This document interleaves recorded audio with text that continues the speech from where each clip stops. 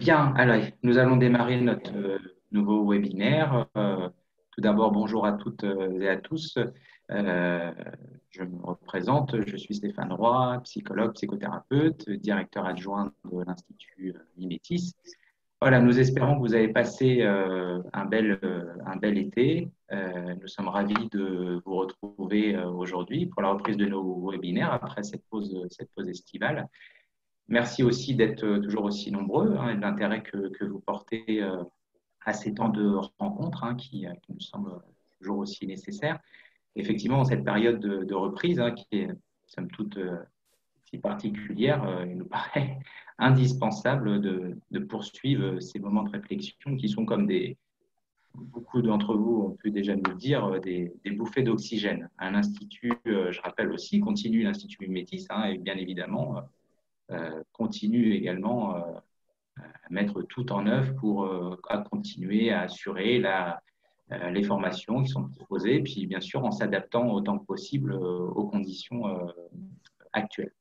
Je rappelle aussi en introduction que nous avons également fait le choix à l'Institut de maintenir notre congrès qui se déroulera, je le rappelle, du 4 au 7 novembre 2020 à La Baule et qui aura pour thème sidération, effondrement, renaissance de l'emprise à la résilience.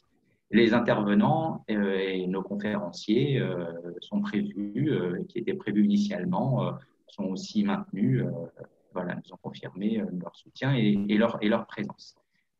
Pour plus d'informations sur toutes ces choses, n'hésitez pas à vous rapprocher de nous pour en savoir plus, à la fois en allant sur le site internet de l'Institut ou encore aussi en échangeant directement avec nous.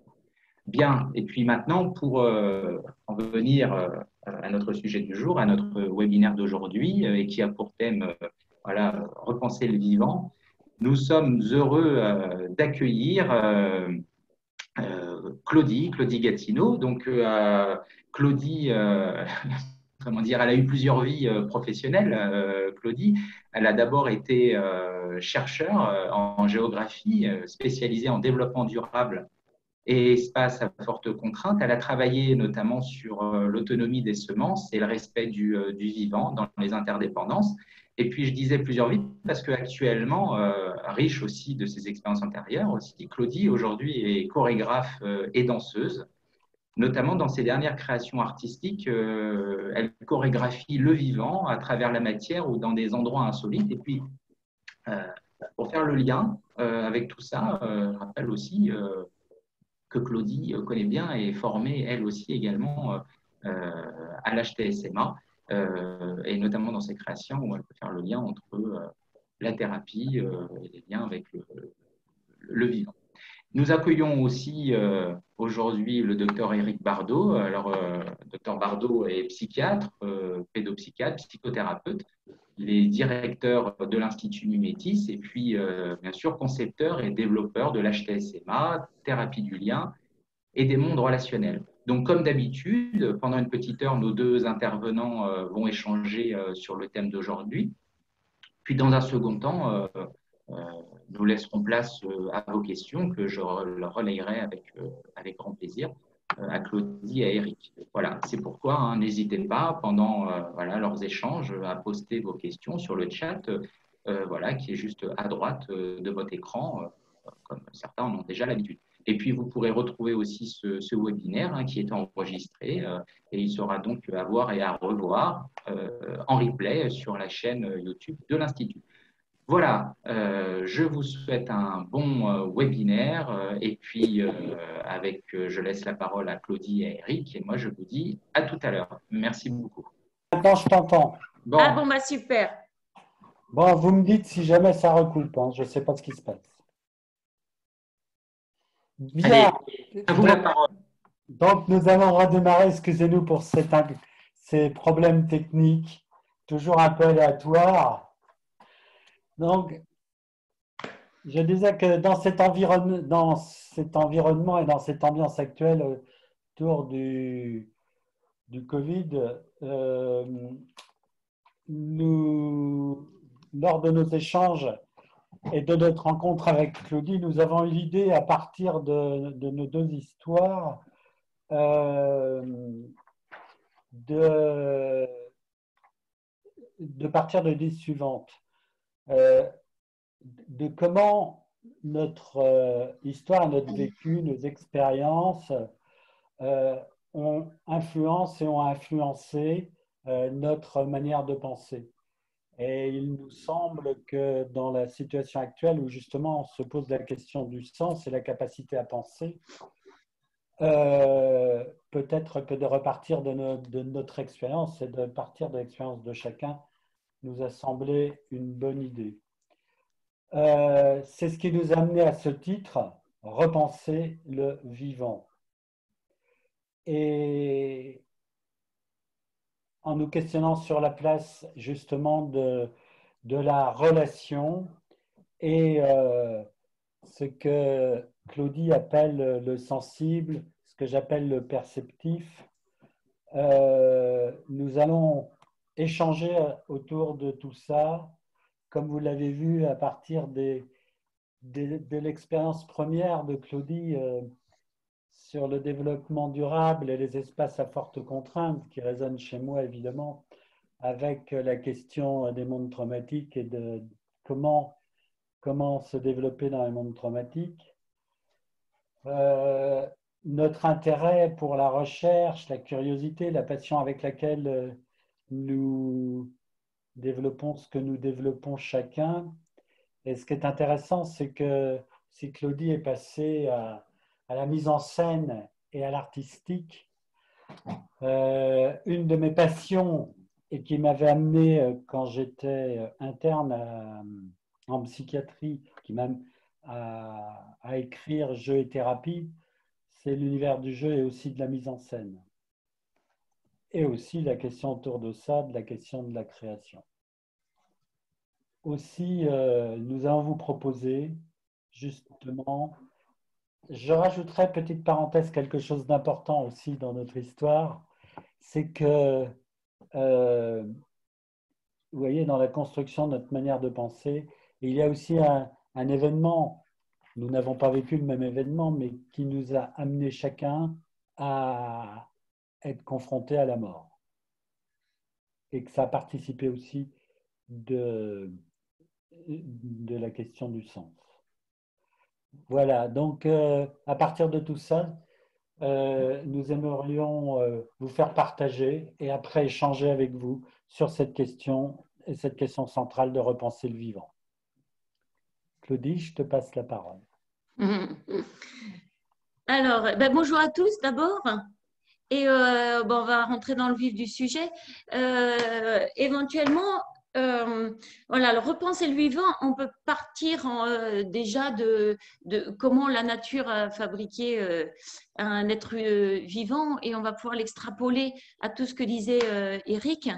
Donc partir de la plus petite entité qui est le gène et les découvertes qui ont été faites au début, pendant un demi-siècle, on se disait qu'effectivement, on était bien content de trouver la solution dans ce gène en se disant, voilà, dans l'être humain, il y a 25 000 gènes et ça explique tout.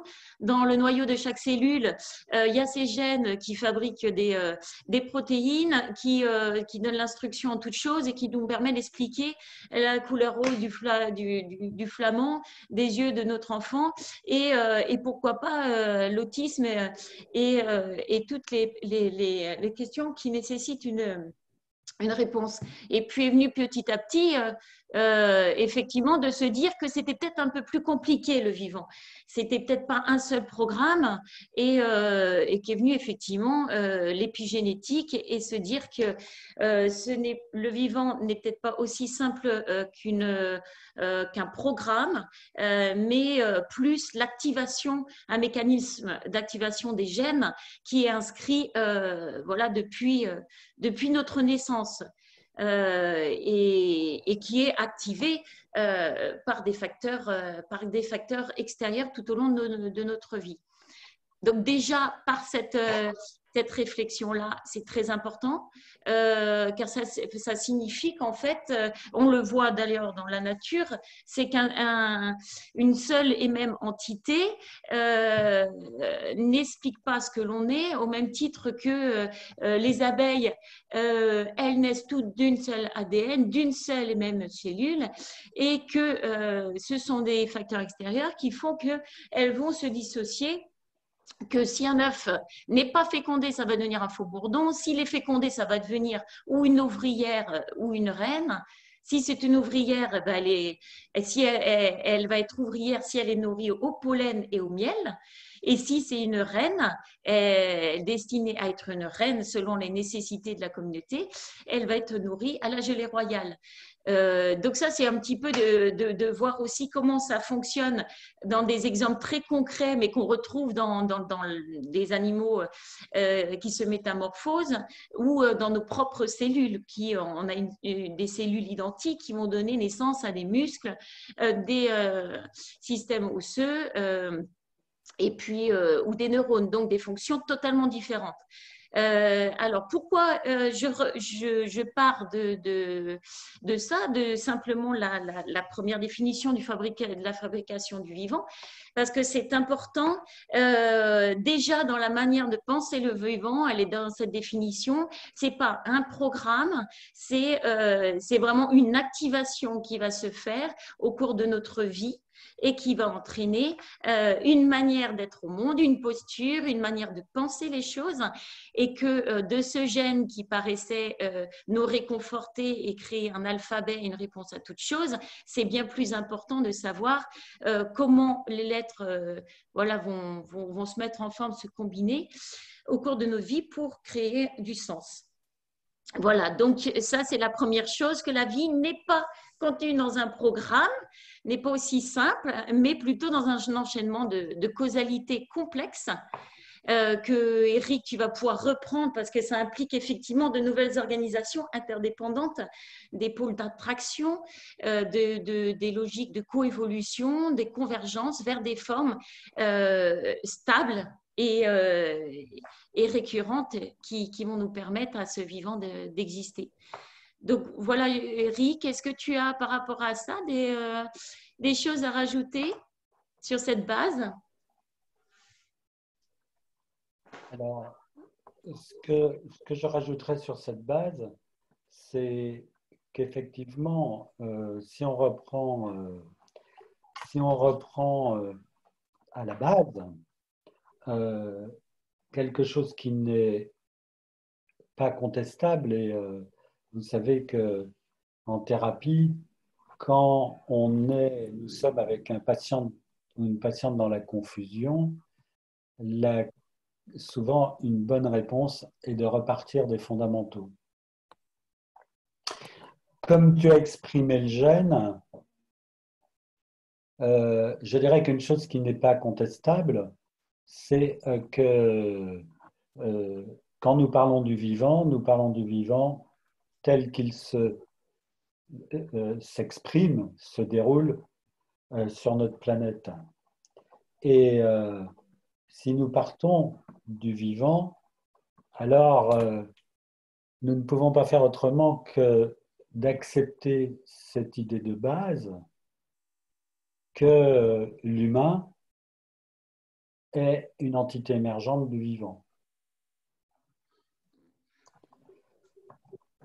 Et que la question qui se pose est que nous autres, les êtres humains, plus nous allons aller en direction du perceptif, ce que tu appelles, Claudie, le sensible, et plus nous allons être en direction de l'interconnexion avec les autres organismes vivants. Dans cet espace commun. Notre singularité d'être humain, c'est que déjà, il y a quelque chose qui me semble important, c'est que, comme tu le disais au sujet du gène, jusqu'à une époque récente, on croyait que la capacité à penser sur, c'est-à-dire à métacommuniquer, était une spécificité de l'humain. Et encore dans l'histoire, il y a eu des époques, là ce qui me vient par exemple, c'est le fameux procès de Valladolid, où, où les conquistadors ont ramené des autochtones d'Amérique du Sud, et que le procès consistait à dire est-ce qu'ils sont humains ou pas. Et aujourd'hui, on se rend compte que nombre d'espèces vivantes ont cette capacité à métacommuniquer. Et que peut-être que notre singularité d'être humain, c'est la question de méta-métacommuniquer, c'est-à-dire de parler sur ce sur quoi on parle, et que la question de la méta-métacommunication, c'est la question de la généralisation. Et cette généralisation, eh bien, elle nous amène, nous les êtres humains, à construire et un discours à travers le langage et un discours à travers les technologies qui construisent un monde humain qui pose la question des interactions entre ce monde construit et le monde du vivant. Est-ce que tu souhaites rebondir sur ce que... Oui, parce que en fait, effectivement, je suppose que pour toi, c'est effectivement une évidence. Après, je me dis, d'un point de vue extérieur, à entendre ça, on peut se dire, ça paraît très lisse et, évident, et en même temps, c'est vrai que ça peut faire peur aussi. Initialement, le vivant, c'est aussi des entités qui s'opposent, souvent des énergies qui s'opposent. Et en fait, comment on arrive à tisser quelque chose d'équilibré, de léger, de rassurant, et qu'en fait, le vivant, il ne se construit pas seul. Effectivement, notre première ressource, c'est le lien, de ce dont tu parlais, effectivement. C'est notre relation, le lien, toute chose, aux autres, au monde, qui va nous permettre d'en faire une force. Voilà, alors cette organisation du vivant, on y vient.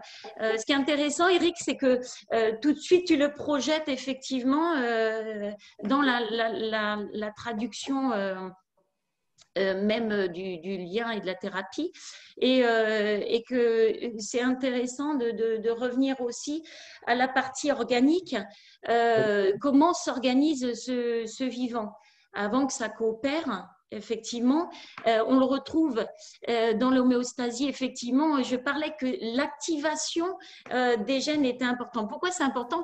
Parce qu'en fait, tout au long de la vie, il va falloir intégrer cette problématique, intégrer toute perturbation, changement, bruit, comme il parlait Henri Atlan de la théorie de l'ordre par le bruit.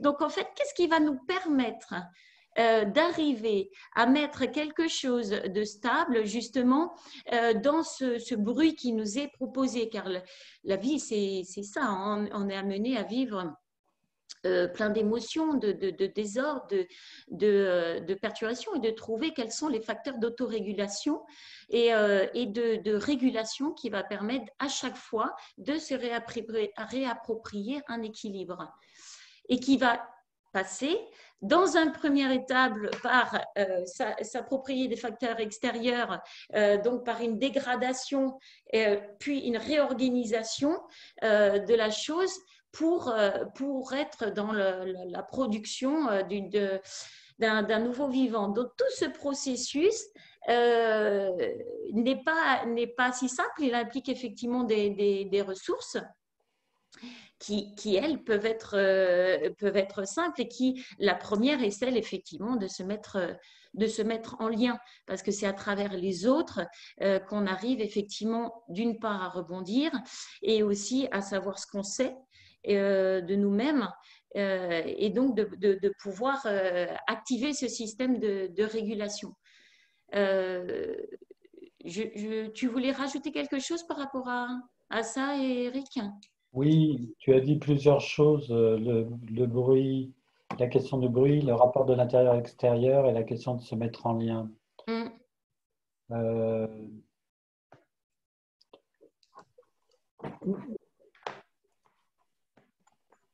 J'aime bien le fait de dire, comme tu dis, la question de l'expression du lien, comme tu le dis, c'est dans les interstices, c'est-à-dire en fait, c'est dans l'espace de l'entre-deux.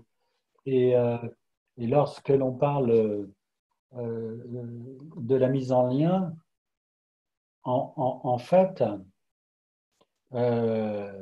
si l'on part de l'idée que nous sommes interconnectés et que c'est dans cette interconnexion que va prendre forme et s'exprimer notre singularité, je dirais que plus que de se mettre en lien, je dirais, c'est que c'est plus d'accueillir le lien de telle sorte qu'il puisse prendre forme.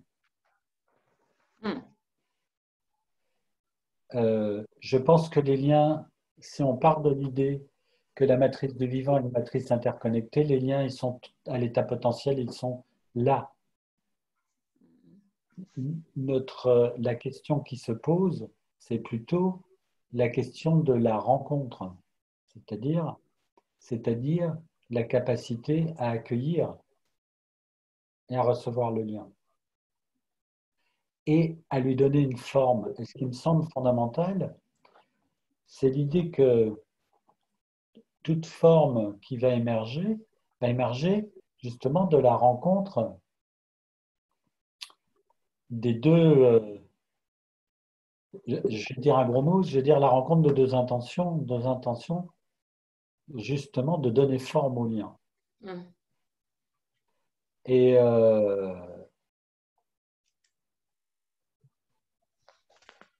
et ça me semble fondamental dans le sens où, comme tu le dis fort justement,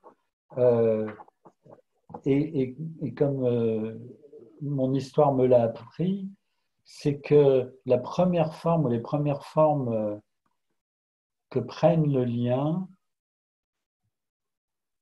de mon point de vue, sont des formes perceptives, que tu appelles toiles sensibles, les formes sensibles. Et ce que j'ai découvert, non seulement à travers mon histoire, mais en plus de ça, à travers tout ce que j'ai développé, l'histoire qui m'a amené à la psychiatrie et à la psychothérapie, c'est qu'en fait, dans l'apprentissage classique, où on parle du perceptif, après sur lequel il y a l'image, et après, on va dire l'intellect, comme si c'était linéaire, ce que je découvre, ce que j'ai découvert ces dernières années, c'est que dans le sensible, il peut y avoir méta et métacommunication. C'est-à-dire, en d'autres termes, que le sensible peut envoyer et recevoir des messages, enfin, les messages peuvent s'exprimer dans le sensible, et il peut y avoir des messages sur l'expression du sensible qui sont aussi dans le sensible. Et c'est ça qui rend les choses, me semble-t-il, complexes. Et on peut rejoindre que justement, lorsque tu parles du bruit, je vais faire référence à Batson et à l'information. Hein. L'information, c'est le bruit qui prend sens et qui prend une forme. Et je pense que justement, l'expression du sensible, tu vas me dire si tu le partages, en tout cas tel que j'ai vu, l'expression du sensible, elle se tisse dans le mouvement. C'est-à-dire que pour moi, justement, tu vois, quand tu parles des gènes et de l'erreur sur les gènes qu'on a fait, en croyant que quand on a la cartographie ADN, on va tout comprendre, c'est qu'en fait, on a accès et on ne crée que de la matière. Le vivant, c'est comment il est dans les attributs relationnels de la matière. Mais une matière qui n'a aucun attribut relationnel, c'est-à-dire qui n'est pas en capacité de se mettre en lien, n'est que de la matière. Est-ce que je peux et je pense que peut-être que tu peux témoigner par rapport à ton expérience justement sur sur le développement durable et sur les espaces à forte contrainte, où justement cette question-là de la relation, et comme ça a bien été décrit aussi par Betson, que la relation, ça va être la question de la rivalité, de l'escalade, ça va être la question de la coopération, et ça va être la question des interactions entre la rivalité et la coopération. Est-ce que tu peux dire ça? Oui, oui, tout à fait. Et moi, je vais rebondir du coup là-dessus parce que c'est très important ce que tu viens de dire, effectivement. Et ce qui est possible aussi, donc, je vais rebondir sur effectivement, c'est pas tant le développement durable, mais sur mes premières expériences où déjà, effectivement, cette manière de penser, voilà, je la traduisais aussi dans mon travail, c'est aussi que ça implique en fait déjà pour accorder du précieux, de l'importance à ce lien, il faut avoir une posture d'humilité, de connaissance aussi en toute chose, c'est-à-dire là, dans tout acte et action que je vais faire, ça implique que je prenne connaissance de le développement durable, c'est tisser avec les éléments autour de moi, mais ça implique que je connaisse les arbres, la terre, les êtres humains, comment ils fonctionnent, pour pouvoir activer les ressources et que le lien soit possible. Ça, c'est très important parce que ça implique une manière de penser, impliquer déjà de mettre du vivant et de la vie dans sa manière de penser. Je ne vais pas arriver quelque part en me disant, bon, bah là, je vais cultiver du coton au Gujarat. Je prends l'exemple là où je travaillais. Et c'était réellement le cas, alors qu'effectivement, c'est une terre aride, ce n'est pas du tout dans la culture de la population locale, que ça implique beaucoup de choses, une gestion de l'eau qui est totalement déséquilibrée, qui fait réveiller les castres, qui envoie donc les petits agriculteurs dans les bidonvilles, qui déstabilise du coup, qui entraîne des vagues de suicide, qui entraîne pour finir des femmes seules, des femmes isolées avec la honte, parce que le suicide est une honte. Donc il y a un enchaînement de causalité, simplement dans cette manière de penser, qui implique déjà que si la vie n'est pas dans la pensée qui se transforme en acte, donc la vie est transmise dans l'acte, à ce moment-là, c'est un enchaînement de causalité qui n'est que synonyme de mort, de maladie, et qui va être récurrente, mais jusqu'au bout de la chaîne. Et donc, cette manière de relationner effectivement aux autres mondes est très, très importante. Et donc, si elle est régie elle-même, cette manière de relationner par des lois figées, des principes figés et créés par l'homme, pour son intérêt, sans absolument aucune pensée vivante, c'est-à-dire l'homme à qui il appartient, il n'est pas l'homme et la nature, mais l'homme est nature EST, il est dans la nature, il naît d'elle et il est composé d'elle. Et donc cette humilité entraîne une autre manière de penser. Et c'est très important parce qu'une deuxième expérience, je travaillais dans les forêts primaires en Afrique et ailleurs, effectivement, si c'est régi par des lois, c'est bien beau d'avoir effectivement des pensées, on peut avoir une pensée totalement honnête et sincère, écologique, de respecter un espace et de le protéger. Mais s'il y a le moindre intérêt de l'homme à ce qu'on récupère un bout de territoire pour faire un business de tourisme ou quoi que ce soit, ça ne pose aucun problème dans ces cas-là de changer la loi. Il n'y a pas de respect du vivant qui prédomine dans ces cas-là. Par contre, on ira à coup de machette réprimander l'autochtone qui va cueillir la moindre feuille qui tombe au sol. Donc, on arrive à quelque chose d'absolument… le vivant n'étant pas dans la pensée, mais n'étant une pensée rigide, même s'il part d'un bon sentiment, n'est absolument pas, respecte pas les principes de vie et les principes du vivant. Et cette manière de penser, elle est très importante parce que je pense que, je sais pas, dans l'expérience de chacun, mais en fait, on revient à cette manière de penser. Eric, tu vas peut-être pouvoir après rebondir là-dessus, mais on consomme toutes choses, on consomme des territoires, on consomme des actes, on consomme des gens, on consomme des moments. Et en fait, si on pense différemment le territoire, si je reprends ce lien avec le développement durable, c'est se dire, mais non, en fait, le territoire, le monde, l'être humain est fait de ce monde-là. C'est-à-dire que tout organe poumon, aisselle, etc., on le retrouve dans les espaces naturels, qui est équilibré avec ces milieux de forêt, qui produit l'oxygène, ces espaces marécageux, etc. Donc, en fait, le vivant, il est partout, il est dans il est une manière de penser jusqu'à, je vais un peu extrapoler, mais on parlait l'autre jour, Eric, de l'acte de manger. L'acte de manger, si je reprends ce que tu disais, Eric, sur cette rencontre, cette prédisposition avant d'être dans la rencontre et qu'elle soit sincère et vivante, il faut qu'il y ait une prédisposition à l'être. Et en fait, une simple acte de manger, on peut se dire dans notre société qu'il y a beaucoup de morts dans cet acte-là, que ce soit les représentations qu'on a de tout ce qu'on mange et l'impact ça sur le corps. Mais si on le prend différemment comme unir deux vies. Et qu'est-ce qu'elle va donner?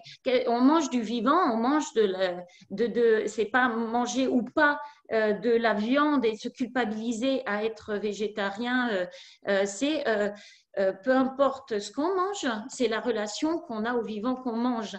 Et on mange des aliments, de la viande qui a été produite, comment on l'a produit, quelle était notre relation à la terre quand on l'a produit.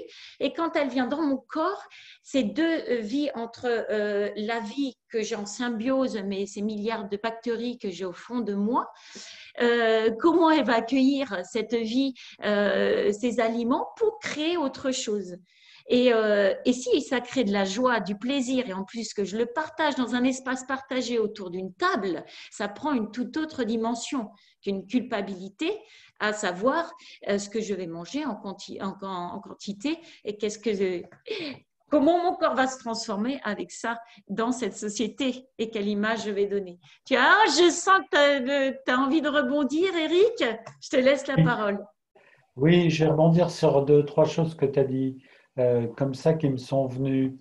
D'abord, sur la question de la connaissance. Et j'étais en train de me dire, en t'entendant, que là encore, la construction de la connaissance et du savoir, est-ce que c'est une construction de la connaissance et du savoir en soi, ou en fait, est-ce que c'est que la connaissance vient de pouvoir se laisser ou de s'autoriser à s'imprégner de la connaissance de l'autre? C'est-à-dire que à ce moment-là, la connaissance devient l'expression d'une rencontre et pas une chose en soi. Ça, c'est une question qui me semble, importante. C'est une question ou une affirmation? Non, si je fais référence à la deuxième cybernétique ou quoi, l'observateur participe de l'observation, ça veut dire que si on pousse, c'est que la connaissance, c'est qu'est-ce que j'apprends de ce que l'autre a à m'apprendre. Oui, exactement. Alors, qu'est-ce que je découvre de ce que l'autre sait que je ne sais pas, et réciproquement. Exactement. Ça, c'est un premier point. Oui. Je pense qu'il y a quelque chose aussi d'important, puisqu'on parle du vivant, c'est aussi de repréciser que le vivant, de mon point de vue, en tout cas, c'est ce qui contient en un tout et la vie et la mort. Le vivant, c'est pas que la vie. Et que dans une vision, comment dirais-je moi, dynamique. Du lien dans une vision dynamique, le vivant, c'est l'expression du jeu de la vie et de la mort. Ça n'est pas la vie en soi contre la mort en soi. Et la vie et la mort, et comment le jeu... Voilà. Et ce qui me semble aussi tout à fait fondamental, c'est que quand je dis que le vivant, c'est et la vie et la mort, on observe bien que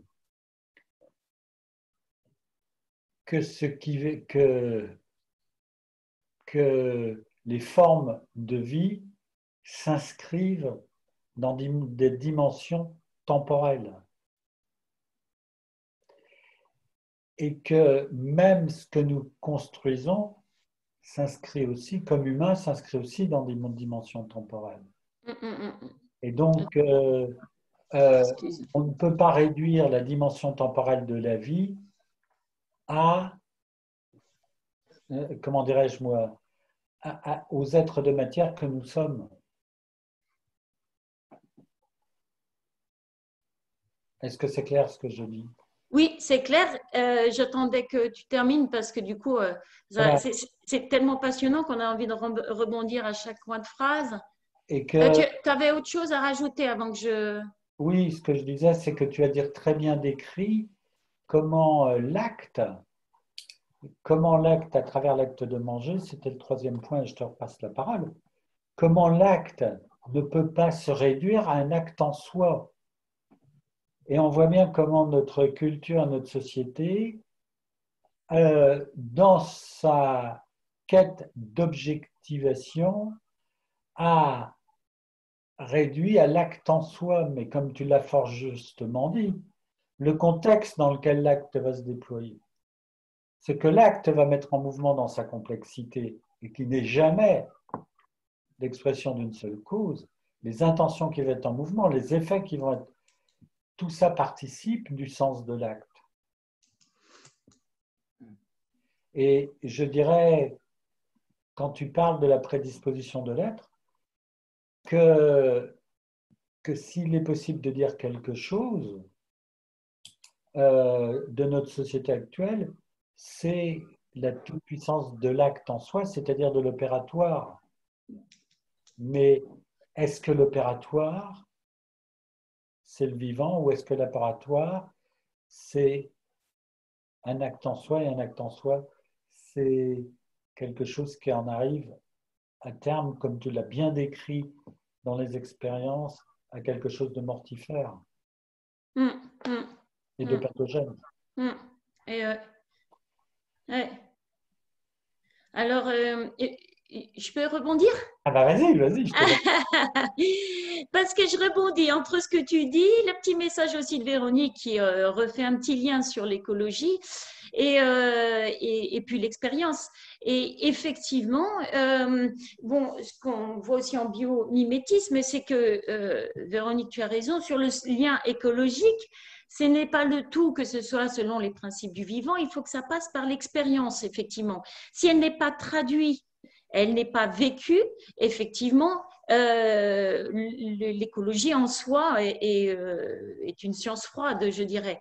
Et effectivement, c'est au-delà de l'acte, comme tu disais, Éric, c'est de passer, en fait, on est sans arrêt en train de passer par, comme je disais au début, on est obligé de déconstruire, de décomposer quelque chose en nous pour justement, comme si on était, c'est une pensée compost, je ne sais pas, là je viens de trouver ce mot-là, c'est peut-être pas très heureux, mais quelque part, c'est une manière de comment on déconstruit plein de choses qu'on a en nous figées grâce à l'autre. Donc, ça veut dire effectivement accepter cet accueil, comme tu disais, Eric, cette humilité, que la dynamique, on accepte d'être affecté par ses choix, ses décisions, par l'autre, par le sensible de l'autre. Et parce que sinon, on arrive à des formes de conflit. Et au lieu de rentrer dans une relation de manipulation, de domination, d'infantilisation de l'autre, on choisit plutôt effectivement de composer avec ce que nous apporte l'autre, le sensible, pour créer quelque chose au milieu. Alors forcément, ça vient perturber beaucoup de choses, mais ça change aussi le champ de l'attention. On est dans une autre attention, un autre égard en toute chose. Et si j'avais une petite…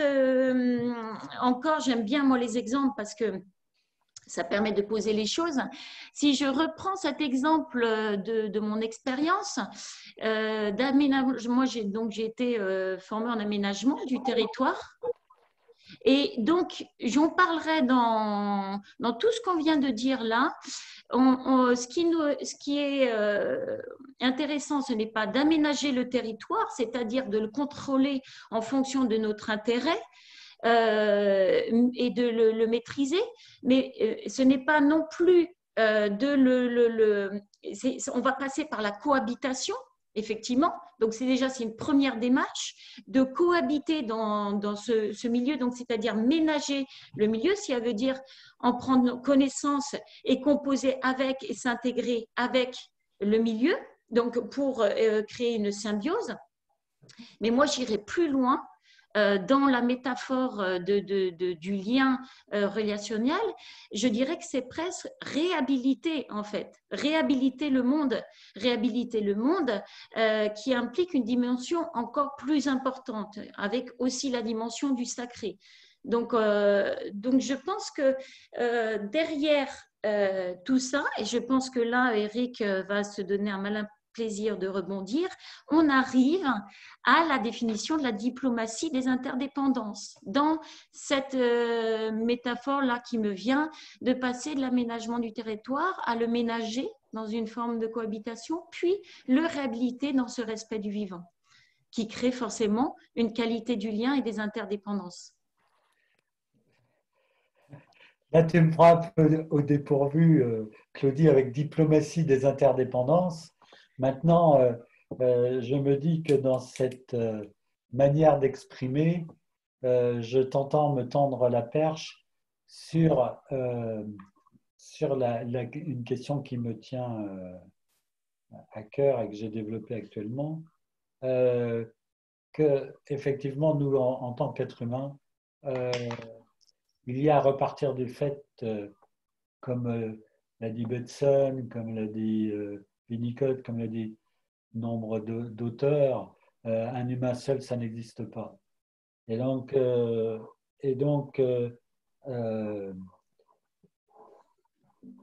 nous, un enfant se développe dans ce que j'appellerais un collectif intime. Bien sûr, l'exemple même, c'est la famille. Mais ce collectif intime, il va évoluer. On voit bien chez l'adolescent qu'il va devenir la bande de copains, copines. Et il va aller… Et c'est dans ce collectif intime que va se développer la singularité de l'enfant. Mais en interaction avec un autre collectif qui est chez nous, les êtres humains, prend une importance extrêmement forte, qui est le collectif sociétal. Ce qui fait que à chaque fois, et que le collectif sociétal, il est de l'ordre du rôle social et de la représentation. Et ce qui veut dire que dans notre singularité, nous avons, pour qu'elle s'exprime, et qu'elle s'exprime dans le sens de l'autonomie en relation, il y a tout le temps, d'une manière ou d'une autre, à trianguler entre les équilibres de ce que nous sommes comme êtres sensibles au plus profond de nous-mêmes, dans notre singularité, et la forme que ça va prendre à travers le collectif intime dans lequel on est et les interactions avec le collectif sociétal. Et tout le temps, si je prends l'enfant à l'école, eh bien la classe va construire. On voit bien comment les enfants chez qui la classe ne construit pas ce collectif intime à travers le collectif sociétal de l'école, on voit bien comment ça va mettre en difficulté les apprentissages. Et je pense aujourd'hui qu'il est probable que cette triangulation-là est une triangulation qui s'applique non seulement à l'humain, mais probablement au vivant. C'est-à-dire qu'on a tous besoin de se construire un espace tout intime avec des liens et des relations intimes, et on voit bien ce qui est en train de se passer aujourd'hui. Et qu'on voit bien que ce qui est en train de se passer aujourd'hui, et ce dont on ne se rend pas compte, et ça me semble hyper important de pouvoir le dire, c'est qu'en fait le collectif sociétal, c'est-à-dire l'expression sociétale, vient dissoudre, réduire les espaces d'expression du collectif intime qui fait que l'individu devient nu devant le collectif sociétal. Et l'individu qui devient nu devant le collectif sociétal devient un élément de la société, ça devient un agent. Ça devient un être objectisé et non plus un être en relation. Et j'ai pensé pendant longtemps au niveau de la thérapie que, je veux dire, parce que de par mon histoire familiale était tellement parasitée que j'ai tout centré dans la relation entre soi et le collectif intime. Mais je me rends compte aujourd'hui que les altérations majeures dans les interactions entre le collectif sociétal et le collectif intime, l'intrusion massive du collectif sociétal dans le collectif intime, eh bien, altère la triangulation. Et je pense qu'à travers ça, on est en train de nous faire subir, quand je dis on, l'humain est en train de faire subir à l'humain la même représentation et la même chose qu'il a développée par rapport à la nature. C'est-à-dire d'objectiver la nature et de ne pas comprendre que dans la nature, c'est les mêmes interactions et que tout être vivant est en possession d'un savoir expérientiel. Et on peut voir aujourd'hui dans le conflit qui existe sur la position de ce qui est dit la science, dont il y aurait beaucoup à dire, qu'en fait l'utilisation de la science a comme fonction de disqualifier ce qui est de l'expérientiel. Or, le vivant est d'abord et avant tout de l'expérientiel, et l'expérientiel ne peut pas se mettre en boîte. Et la science du vivant, c'est une science qui doit d'abord prendre en compte la complexité de l'expérientiel. Je peux. Rebondis là-dessus. C'est dur. Là, tu m'as lancé. C'est dur ce webinaire parce que c'est frustrant. On est là au taquet sans arrêt à vouloir rebondir et on est obligé d'attendre son tour. Alors, bon, ben, je retiens la dernière pensée que j'ai eue, puis que les autres sont partis. Et alors, je rebondis là-dessus, c'est pareil, je rebondis sur le petit message qui est arrivé. Si je n'ai pas perdu ma pensée, je vais reprendre aussi des exemples pour rebondir sur ce que tu dis.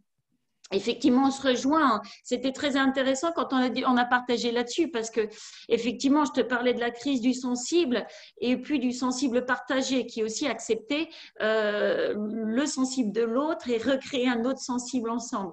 Et ce que tu décris très justement comme l'intime collectif, qui est un très joli terme plein de sens et qui, pour moi, est très important parce que derrière ce que tu dis par rapport au sociétal et à l'intime, on revient à ce rapport au monde et le rapport à l'altérité. Donc ça, c'est très intéressant parce qu'en fait, quel est notre rapport à l'altérité et comment elle peut se transformer dans un rapport qui est créatrice, qui est créateur et joyeux et pas dans le contrôle et la destruction. Donc c'est vraiment et qui entraîne aussi le savoir vivre ensemble et qui permet la rencontre. Je vais prendre un exemple. Très justement pour rentrer dans les détails en parlant de s'engager sensoriellement, ce qui permet à cet intime collectif d'exister. Si on a besoin, effectivement, quand on va dans la nature et souvent on a ce réflexe de dire, ben voilà, je vais marcher dans les montagnes, me poser sur un caillou, méditer. La nature, le silence, j'ai besoin du silence, je m'abreuve du silence et je le traduis comme ça en me disant, voilà, ça fait du bien de partir, de couper et d'aller dans le silence de la nature. Et en fait, même dans cette démarche-là, le vivant, on fait partie de ce vivant collectif. La nature, cette expérience de partir en nature, si on écoute bien, c'est pas un silence. Ça grouille d'interactions sensorielles multiples qui prennent des couleurs totalement différentes. Ce n'est pas un silence consommable, c'est quelque chose que tout de suite qui interagit dans mes cellules sans trop le concevoir. Hein, c'est quelque chose de sensoriel, mais c'est pas quelque chose qui se mentalise. C'est pas un besoin, c'est pas dans l'acte même, je reprends justement cette toute puissance de l'acte dont tu parlais, Véronique. Effectivement, dans l'intention même d'aller à la rencontre avec la nature, déjà là se joue effectivement comment on s'engage sensoriellement dans ce vivant. Et ça, c'est très important. Et au même titre, comment on s'engage dans la relation, est-ce que ce sensible en commun, alors je vais reprendre ton terme pour que ça parle à tout le monde, cet intime collectif, comment il peut émerger. Et comment il peut émerger? Il va émerger à deux. Donc, il faut que les deux soient dans cette prédisposition. Et moi, j'irai au-delà qu'il est très, très important, cet intime collectif, parce que rien que dans cette valeur qu'il met à l'entre-deux, c'est un cercle vicieux, il rend le vivant en toute chose, au même titre qu'on parlait d'apothéose, le suicide cellulaire, une cellule qui n'est pas activée, qui n'a aucune utilité en soi, qu'on n'active pas, va organiquement se suicider, au même titre qu'une rencontre qui ne va pas à la rencontre, les êtres qui ne créent pas cet entre-deux, créent un enfermement, créent des petites morts. Et donc, ce n'est pas anodin de travailler à cet intime collectif parce que ça crée, j'aime pas trop ce terme utilité, une fonction qui intrinsèquement porte en elle la vie et le vivant et qu'on doit nourrir dans cette rencontre. Mais donc, ça implique aussi effectivement, comme on disait, une ouverture au monde, un regard du vivant et une posture. Et cette posture, elle est... parce que dans tout ce qu'on dit, on pourrait se dire, oh là là, en fait, c'est compliqué, en fait, hein, ce rapport au vivant. Alors là, on commence déjà à mentaliser un peu la relation.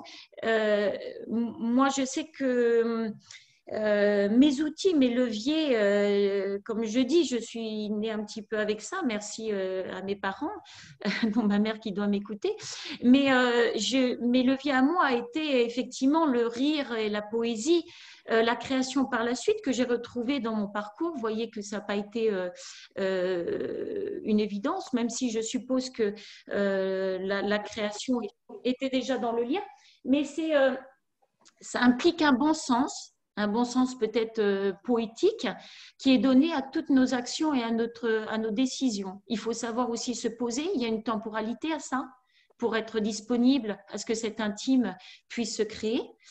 Et donc, pour moi, c'est une posture qui est active et humble pour permettre de retrouver ce vivant en soi et dans la relation. Et donc, moi, je l'ai trouvé c'est les leviers à travers le rire, effectivement, la poésie, la curiosité, l'observation et la distance, ce qui me permet tout ça, d'être dans la distanciation en toute chose, et je l'avoue, implique une petite part de naïveté. Mais du coup, voilà, c'est ce qui permet aussi, je dirais pas de ne pas de ne pas créer la mort ou le chaos, mais au contraire d'y faire face. Je vais rebondir sur ce que tu dis en deux temps, Claudie, parce que tu as dit beaucoup de choses. Ah oui, je suis désolée, j'ai vu que j'avais abusé, oui. Oui. Quand tu as parlé de la méditation, je crois que c'est quand même quelque chose d'extrêmement important à dire, que c'est vrai que tu vas faire l'expérience polysensorielle, donc l'expérience sensible, qu'à partir du moment où tu es connecté à la fois à ton vécu intérieur et à la fois à ce qui t'entoure. Car tu peux être dans un endroit, aller en endroit sur un rocher en haut de la montagne, faire silence et oublier et occuper Voilà, ce qui se passe exactement. autour. Et donc, tu n'es absolument pas connecté à ce moment-là. Ça, c'est un point important. Et l'autre point, c'est que quand tu dis il faut que ça émerge à deux, oui, et ce qui est notre singularité d'être humain, c'est que du deux, on arrive à l'appartenance, c'est-à-dire on revient au groupe.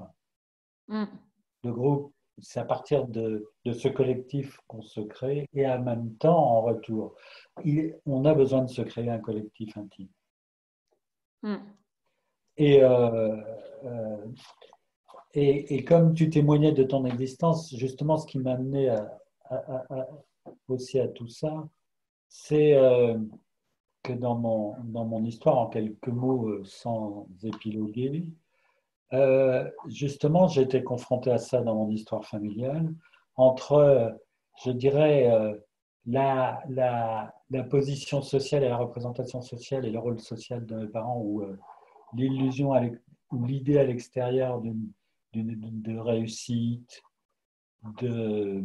d'une famille unie, etc. C'est-à-dire un message dans l'espace social qui est un message de réussite, alors qu'à l'intérieur même de la famille, c'est la souffrance, la peur était extrêmement présente.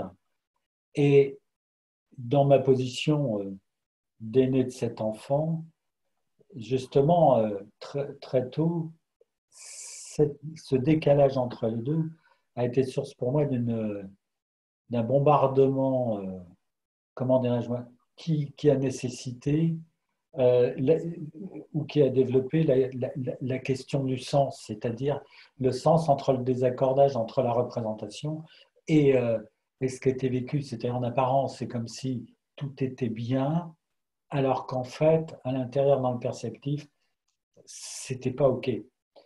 Et tout le chemin qui m'a amené à être psychiatre, à développer tout ce que j'ai, a été lié à cette quête du sens. Et de l'autre côté, justement, malgré les traversées et les histoires de vie, les histoires de vie chaotiques jusqu'à l'expérience, comment dirais-je, moi j'allais dire, d'être confronté à la mort, c'est que je me rends compte que aussi loin que je me remémore depuis que tout petit, il y a cette flamme de vie dans laquelle je pourrais mettre aussi la question de l'innocence ou de la naïveté, cette flamme de vie qui n'a jamais, quels que soient les événements et quelles que soient les traversées, a toujours été présente.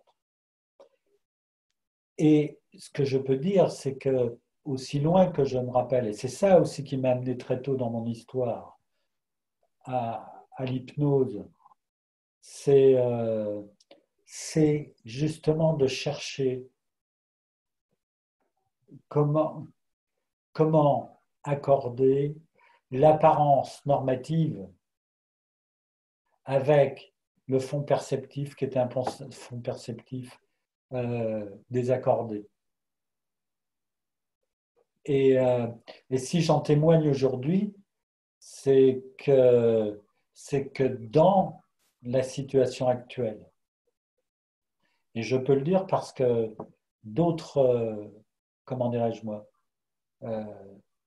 des patients en thérapie me le disent pareil, que cette expérience du perceptif dit et connectée à cette perte de sens, cette question du sens, ce désaccordage dans ce qui est en train de se passer maintenant.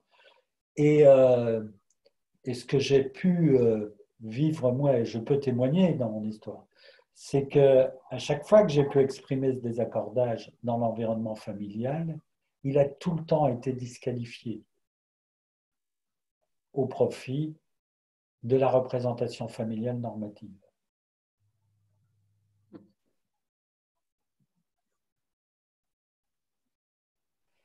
Et c'est une situation extrêmement complexe.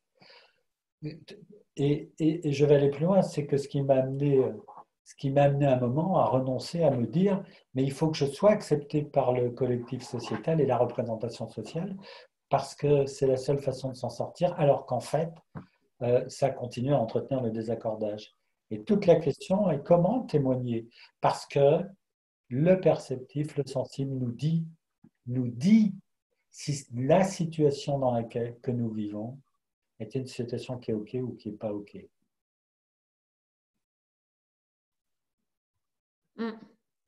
Si elle crée de la souffrance ou si elle crée de la joie, si elle crée de la sécurité, si elle crée de la joie, de l'émerveillement ou de l'enthousiasme. Et c'est pour ça que la règle du vivant, pour moi, ce n'est pas la vérité, c'est la justesse, c'est la question de l'ajustement.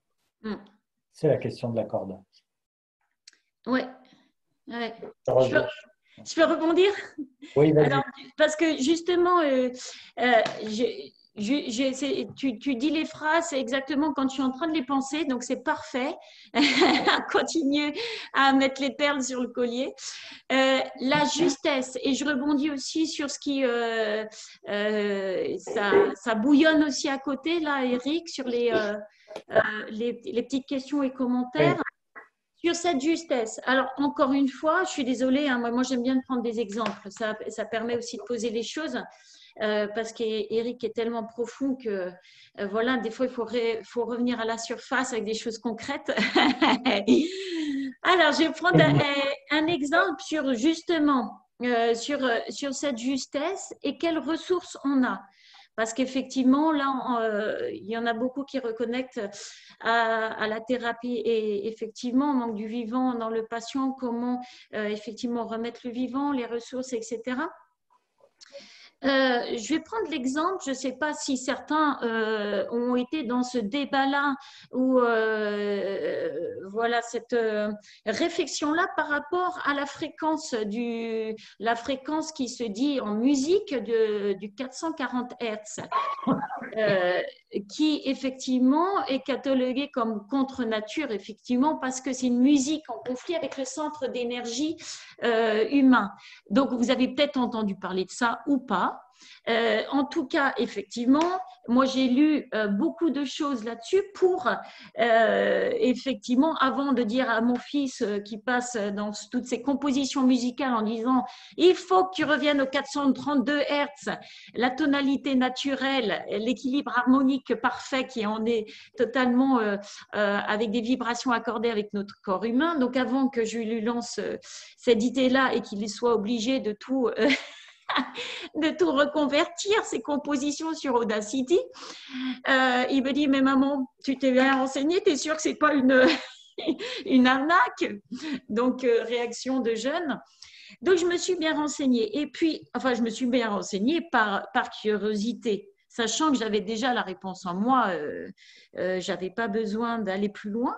Mais parce que pour moi, c'était un débat stérile. Effectivement, on va passer par le mental, la première ressource qu'on a de connaissance en toute chose, en connaissance de qui on est et des choses. La première voie d'enseignement va être le mental. Donc, on va se renseigner effectivement et on va se dire ah oui, donc effectivement, donc le baroque italien était à telle fréquence, le baroque français à telle autre. Du coup, pendant la guerre, effectivement, on est repassé aux 440 Hertz. Les nazis, effectivement, ont trouvé ça bien intéressant de l'utiliser parce qu'elle affecte le cerveau, effectivement, humain, qui permet une certaine manipulation, qui sert bien la propagande nazie, mais une propagande en tout genre. Parce qu'effectivement, c'est une fréquence qui amène plus à de l'agressivité ou à des troubles psychosociaux, voire physiques.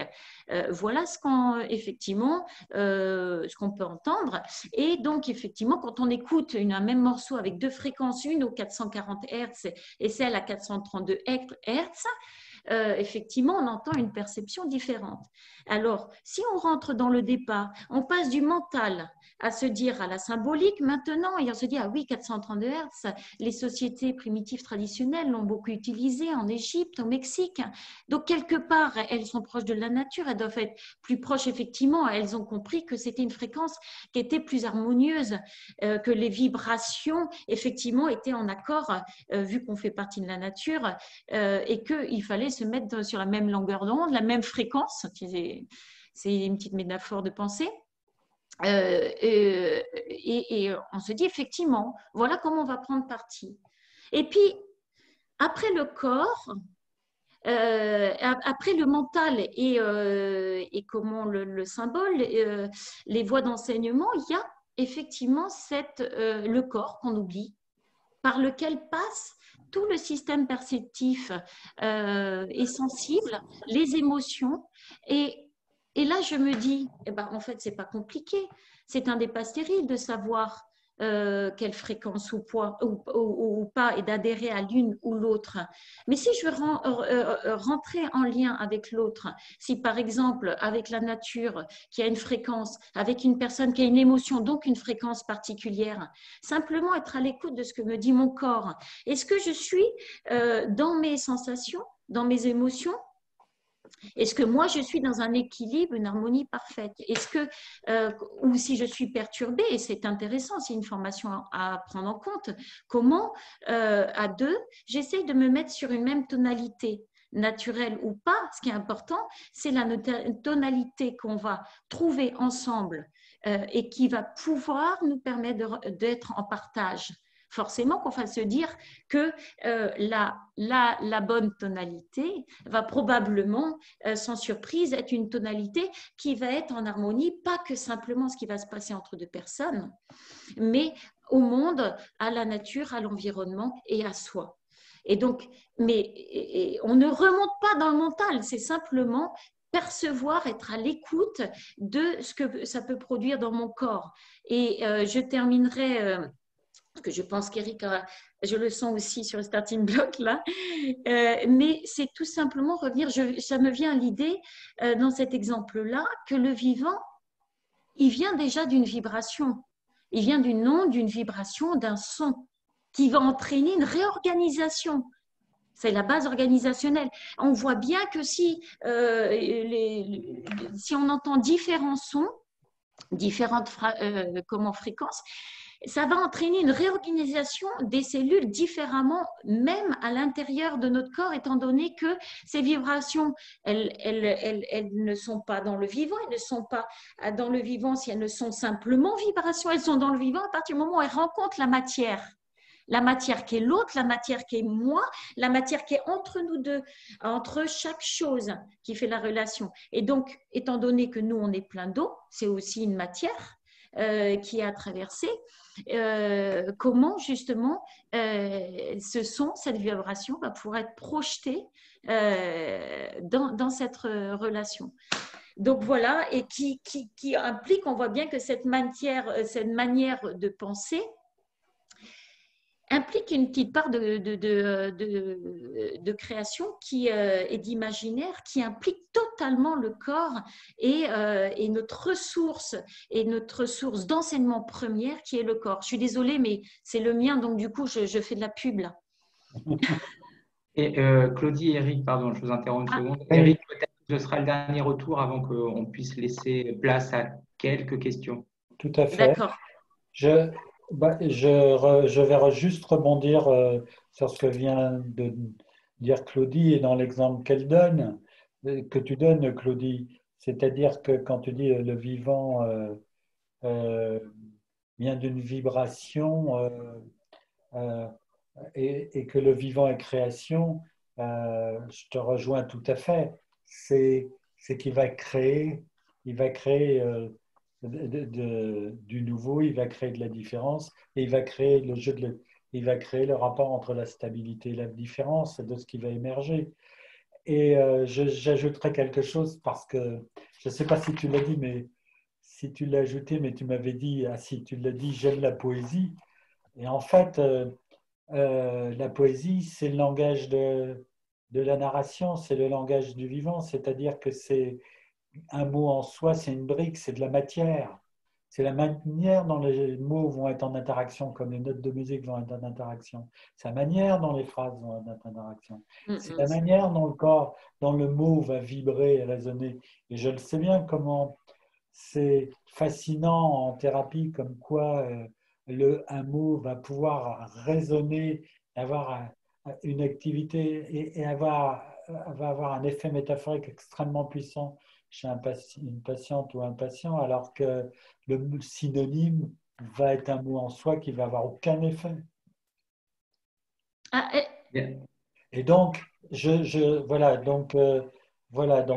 tout à fait. je partage et je témoigne, je partage ce que tu viens de dire. Et je crois qu'effectivement, c'est la question de comment dirais-je moi, de comment se déploient les interactions, quels effets elles ont, quelle intentionnalité portent, et que ça a une dimension, effectivement, que ça active une dimension au niveau corporel vibratoire. Oui, ouais, tout à fait. Je finis juste que effectivement, en fait, ce qui est intéressant, c'est que pour qu'il existe cet espace commun, je reviens sur cet imaginaire partagé. Parce que, parce que les deux principes de vie, ce qui est important dans tout ce qu'on a dit, c'est qu'effectivement, le mouvement de vie est possible si et seulement si il y a un cadre. Ce qu'on retrouve dans la première chose qu'on pose dans la thérapie, c'est le cadre sécure. Oui. Et que tout ce qu'on dit, il est possible. Il est possible de faire l'expérience de tout, du sauvage, de l'altérité, de cette rencontre, de laisser advenir ce qui peut arriver, même la moindre problématique, à partir du moment où le cadre il est mis. Ça, c'est très, très important. Parce que même le cadre, il est vivant. On le voit bien dans les interventions ou les ateliers, les formations. C'est toujours, on se dit, la première journée est accordée à cette importance de mettre un cadre, du vivant dans ce cadre, qui rend le tout possible, parce qu'il est sécure et il le permet à cet intime d'exister et d'aller très loin dans les imaginaires partagés, parce que comme tu dis, c'est pas le mot qui est important, c'est, je vais dire la différence entre la gaufre et le millefeuille, c'est toutes les sous-couches, etc., les connexions qui vont être faites pour pouvoir connecter et développer cet imaginaire partagé. Très bien. Merci. Merci beaucoup. Peut-être que en vous écoutant juste à l'instant, je me disais que peut-être qu'on aurait pu, on pourrait inventer un nouveau terme en référence à Francisco Varela d'autopoïésie. Peut-être, pourquoi pas. En attendant, un grand merci à Claudie et à Eric pour le mot qui me vient, c'est le vivant de vos échanges. Je pense qu'on est tous d'accord là-dessus, hein, sans aucun doute. Voilà, dans le temps qui nous reste, peut-être on peut alimenter et continuer un peu les échanges à travers quelques questions. Alors, il y a quelques questions qui ont été posées. Vous y avez plus ou moins répondu en temps réel, hein, finalement, aujourd'hui. Moi, j'avais quelques petites choses à vous demander. Alors, je ne sais pas si ça s'appelle faire le clown blanc ou l'Auguste en faisant ça, je ne sais pas, mais pas forcément des réponses qui sont toutes faites et définitives, mais après tout cet échange, là, pendant cette bonne heure, si chacun, en complément, vous deviez définir au jour d'aujourd'hui, de votre point de vue, à partir de vos expériences et de vos réflexions, ce qu'est le vivant, vous en diriez quoi? Comment est-ce que vous le définiriez aujourd'hui? En quelques mots, hein. On ne repart pas sur un échange trop long. En quelques mots, vous diriez quoi en termes de message? Alors, en quelques mots, en quelques mots, c'est créer du sens partagé dans la relation. On va essayer de synthétiser un peu. On n'a pas parlé de ça aussi, mais moi, j'aimerais bien replacer aussi l'engagement dans le nous. Effectivement, c'était intrinsèque à toutes nos conversations. Voilà, j'essaye de résumer parce qu'il ne faut pas qu'on soit reparti dans… Eric, je sais… Eric. Ah si, je voulais juste rajouter, parce que ça c'est super important, excuse-moi Eric. Mais c'est aussi, donc accepter, donc d'en réinventer un nous, c'est accepter aussi la résonance que ça peut avoir en créant ce nous, cette rencontre.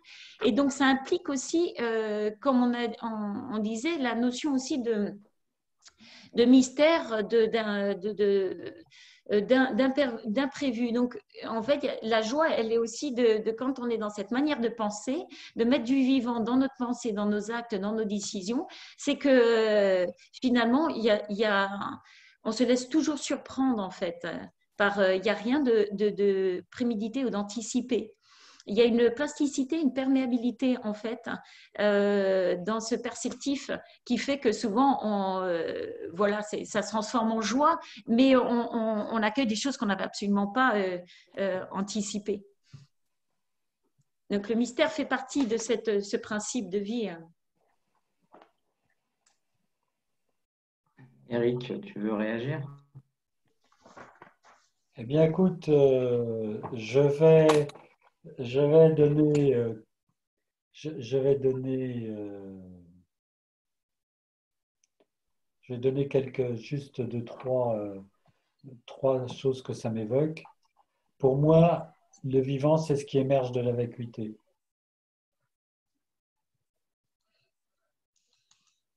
C'est-à-dire que le vivant, c'est tout ce qui est du lien, de l'interconnexion. Je pourrais aussi dire que le vivant, c'est la triangulation qui permet le quaternaire, c'est-à-dire les phénomènes émergents. Je pourrais aussi dire que le vivant, c'est le jeu de la conjonction et de la disjonction. Entre parenthèses d'ailleurs, l'espace, là où le jeu de la conjonction et de la disjonction est le plus possible chez nous, humains, c'est dans l'imaginaire. Et l'imaginaire partagé, c'est l'imagination créatrice. Pour faire référence à Théodule Ribot. Mais je pourrais dire aussi que le jeu de la conjonction et de la disjonction et le vivant, c'est le principe, c'est l'expression du principe d'analogie des contraires. C'est-à-dire, qu'est-ce qui va émerger des interactions entre le même et son contraire? La stabilité, la différence. Est-ce que, de votre point de vue, on pourrait y intégrer, je fais référence à Prigogine en pensant à ça, et quand il parle du chaos et qu'il n'y a pas de vivant sans chaos et que l'ordre vient du désordre. Oui, l'ordre vient du désordre, mais de mon point de vue, comme on est dans un processus circulaire, on pourrait dire aussi que le désordre vient de l'ordre. C'est-à-dire que, et je vais même aller plus loin, puisque c'est en lien avec la période actuelle, plus l'ordre se rigidifie et se fige, plus il devient mortifère, et plus c'est le désordre et le chaos qui va s'installer. C'est pour ça que tout système qui se rigidifie s'effondre. Et là, ça rejoint aussi la notion de temps, de temporalité, qui n'est pas linéaire, mais c'est effectivement, qui du coup est cyclique. Oui, et c'est la question de la temporalité cyclique et de la temporalité linéaire. Et que là encore, on a à jouer entre la dimension cyclique de la temporalité et la construction linéaire du temps. Mm. Mm. On a par habitude, je ne sais pas, en termes de définition de base, de définir le vivant comme un ensemble, c'est l'ensemble des êtres qui ont en commun d'être en vie. Si on fait une définition un peu succincte, mais qui ont en commun d'être en vie. Et qu'on fait souvent référence au vivant, à tort, à faire référence d'abord à ce qui est vivant. Donc, ce qui est vivant, c'est ce qui se passe dans le corps. À travers vos échanges, une question me venait, c'est quelle place on peut accorder, vous y avez en partie répondu, mais si on pouvait revenir un instant dessus, au triptyque, s'il y a le corps d'un côté, l'esprit et l'âme de l'autre.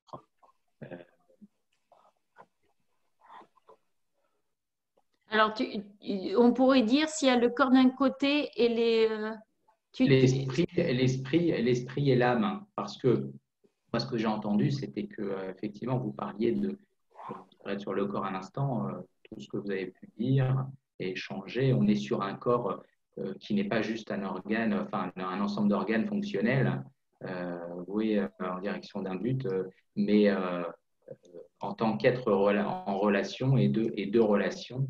Évidemment, il s'agit de corps habités. Et si nous sommes un corps habité, c'est un corps qui est aussi, comment dire, chargé d'âme, chargé d'esprit. Et donc, dans l'âme, il y a une spiritualité.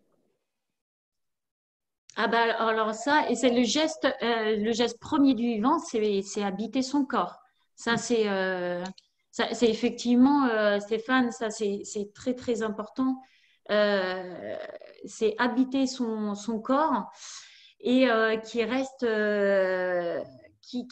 source de ce flux de la vie en fait, qui permet effectivement de tisser. Ce qui rejoint effectivement, comment là, ce que disait, je crois, Véronique, l'importance de remettre en mouvement, en vibration un corps, qui est effectivement la première prédisposition à pouvoir rentrer en lien.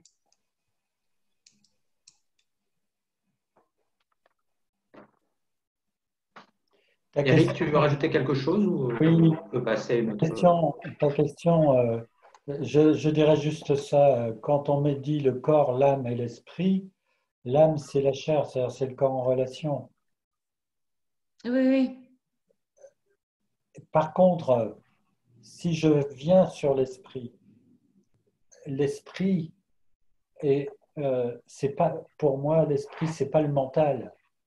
Et le problème est qu'aujourd'hui, il me semble que c'est installé une confusion majeure entre la capacité à penser, qui est un acte de création, et la manipulation des idées. La manipulation. Et la manipulation des idées, c'est de la manipulation et ça ne crée aucun acte de pensée. Et la manipulation des idées, c'est le rationnel ou la revendication identitaire victimaire. Mais ça n'est pas l'acte de pensée. Or l'acte de pensée qui amène le tissage justement entre cet acte de pensée, la chair et le corps dans sa dimension fonctionnelle, c'est bien sûr l'acte de création. Et l'acte de création, il passe par l'imagination créatrice. Ça veut dire qu'il passe par l'être ensemble, c'est-à-dire un être ensemble qui allie en un tout et le commun, l'ensemble, et le singulier, et qui va enrichir à la fois le je, à la fois le tu et à la fois le nous. Le nous. Et ce qui fait que ça ne peut pas être une volonté aussi de changer les choses, comme le prosélytisme, cette envie d'être dans le nous, ce n'est pas une intention. Ça implique aussi un lâcher-prise pour justement questionner l'ordre des choses et se les approprier.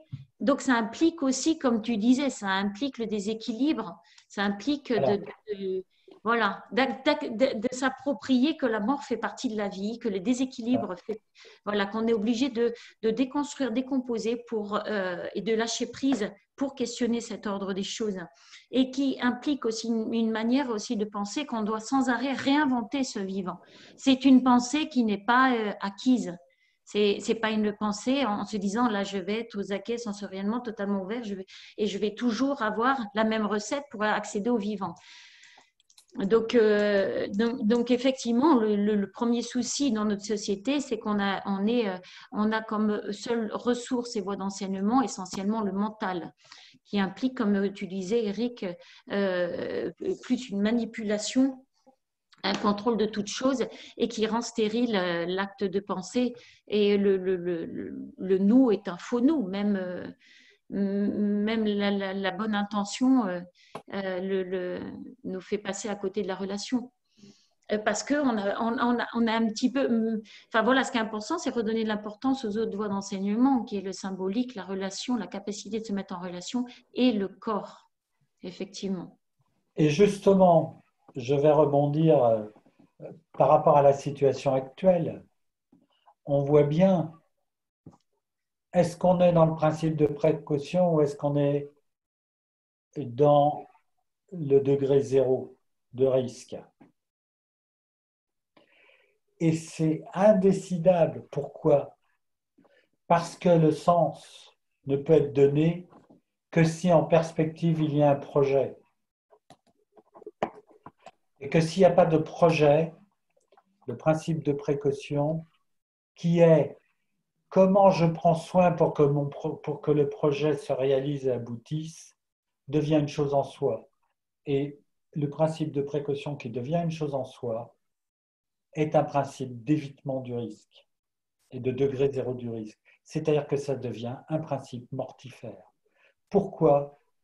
Parce que tout simplement, il n'est pas connecté à la réalisation d'un projet. Et le projet, vient de projection, c'est-à-dire la capacité à projeter quelle direction, quel sens, quelle voie.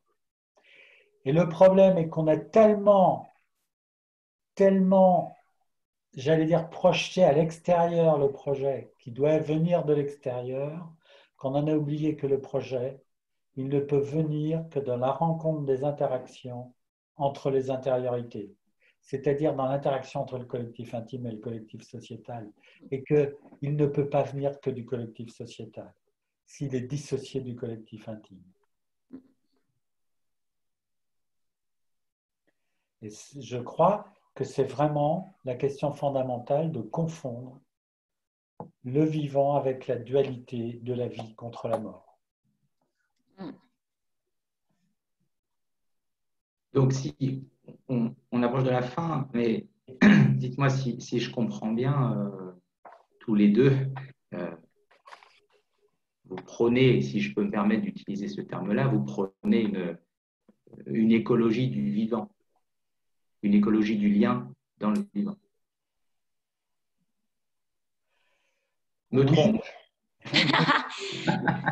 Alors, je vais dire mais qu'est-ce oui. qu'il dit? Mais qu'est-ce qu'il dit, Stéphane? Je dis oui, à condition que l'écologie repose sur une éthologie. Sur? Une éthologie. Voilà, exactement. C'est ce que j'étais en train de me dire. C'est-à-dire sur une approche éthologique de la connaissance. Voilà, c'est ça. Alors, il s'agit donc, je vais vous laisser conclure, si vous voulez bien dire un dernier mot, un dernier petit mot avant de terminer. Peut-être, je dis un peu, Claudie, je te laisse la parole. Pour un dernier mot? Oui, parce il est malheureusement là. Il y a encore beaucoup de choses, d'autres questions évidemment, mais c'est pour ça que je m'auto-freine, on va dire. Et pour voilà, être raisonnable. Et donc, on te laisse la parole si tu veux dire un petit mot en conclusion. Un petit mot en conclusion.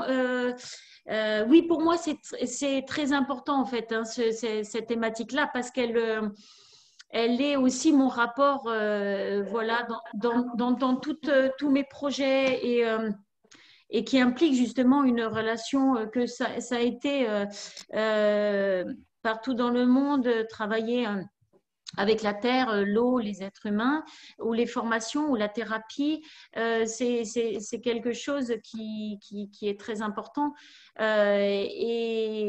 et donc que je retrouve dans ce lien entre l'art et thérapie, qui fait que voilà, ce qui me passionne aussi de mettre en forme lors des formations, parce que pour moi c'est une ressource très très importante.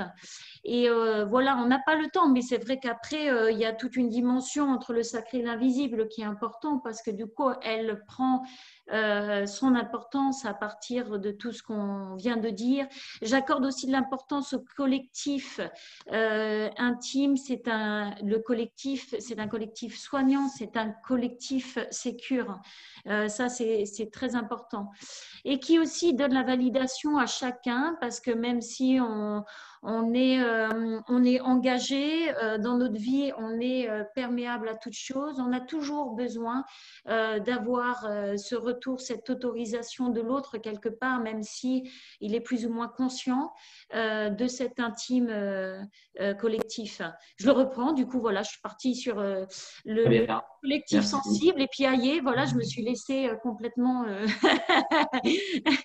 Bon. J'ai approprié le terme d'Éric qui va bien.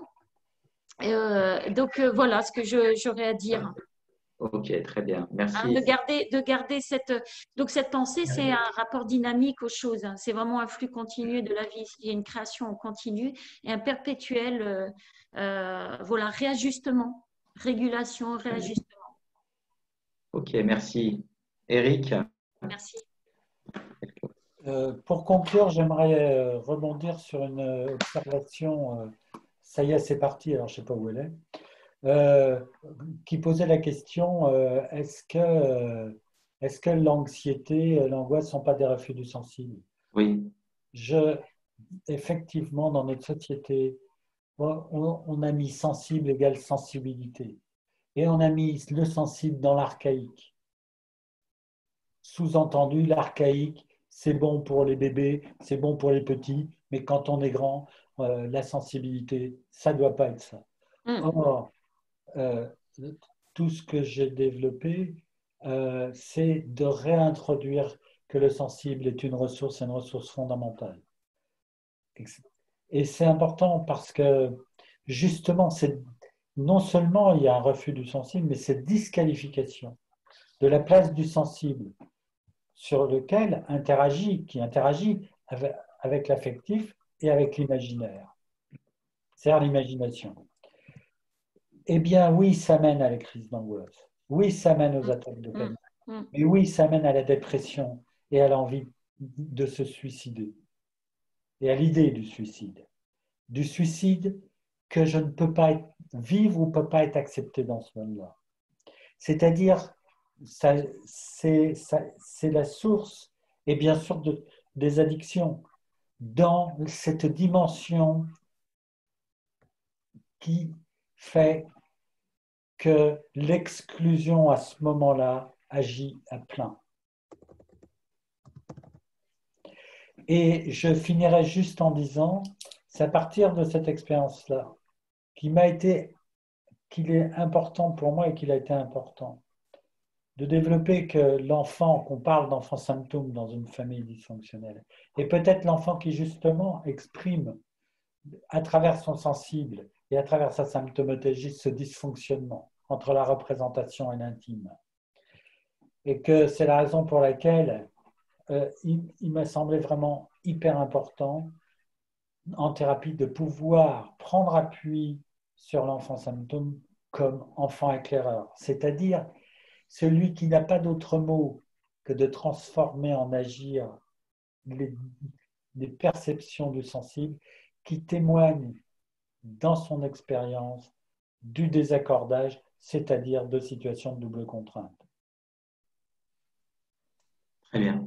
Merci, voilà comment je conclurai.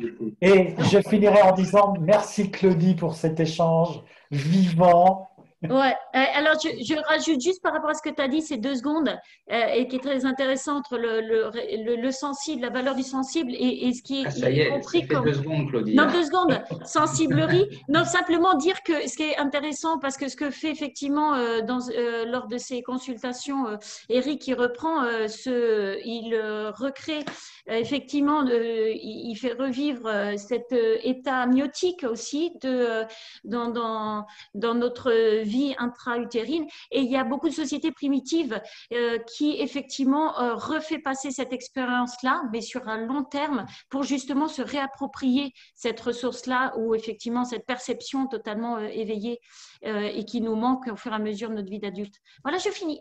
Merci Je beaucoup finis. à tous les deux de nous avoir permis Merci. d'être en lien de confiance avec le vivant et Voilà. de penser le vivant et de penser le vivant aussi. Vous pourrez le prendre comme vous le voulez. Hein. Merci à vous tous, à vous toutes. Puis, on vous donne J'espère que ça va rendez-vous vous permettre de rebondir, de vous enrichir. et on vous donne donc rendez-vous pour le prochain webinaire qui aura lieu le mardi 15 septembre à 10h30 et nous ne manquerons pas bien sûr de vous tenir au courant. Merci beaucoup et puis à très très bientôt. Bonne journée. Oui, bonne journée à tous. Merci. Ah, il faut que j'envoie à Michel aussi sur le 432 Hz.